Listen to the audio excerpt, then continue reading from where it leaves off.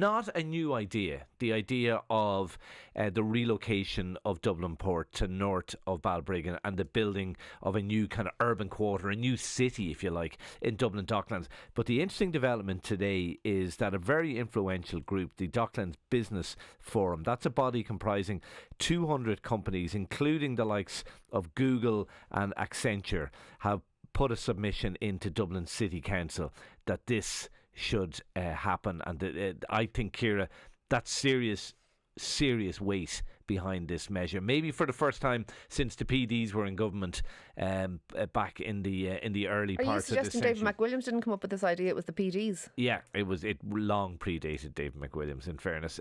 But I've always thought it was a great idea. There's a bit of weight behind it now.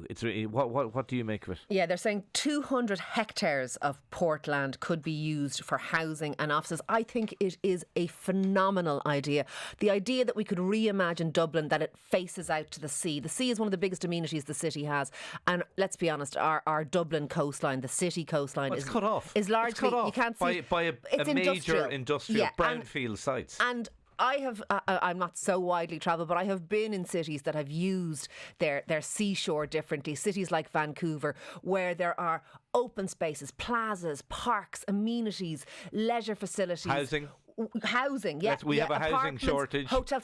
It's the choicest plum in Dublin's geography, and we are using it like it's a dirty old bin. And Ciara, it's 2 kilometres, a kilometre and a half from O'Connell Street. Like the city is sprawling outwards. This is a chance, blank canvas. You can redesign this. You can have high density. You can even have high rise there, right beside the water. You could, interesting the reaction from Dublin Port. No surprise that they're against it. But I'm reading a quote from their chief executive. We don't think it's possible to get planning permission. European environmental law would stop it. I'm fascinated what the cities of Oslo, Barcelona, Copenhagen, Amsterdam, Oslo, Bilbao and Genoa, how did they get planning permission for it? Because all those cities have done it. This has been done all across Europe. You're talking about amenities.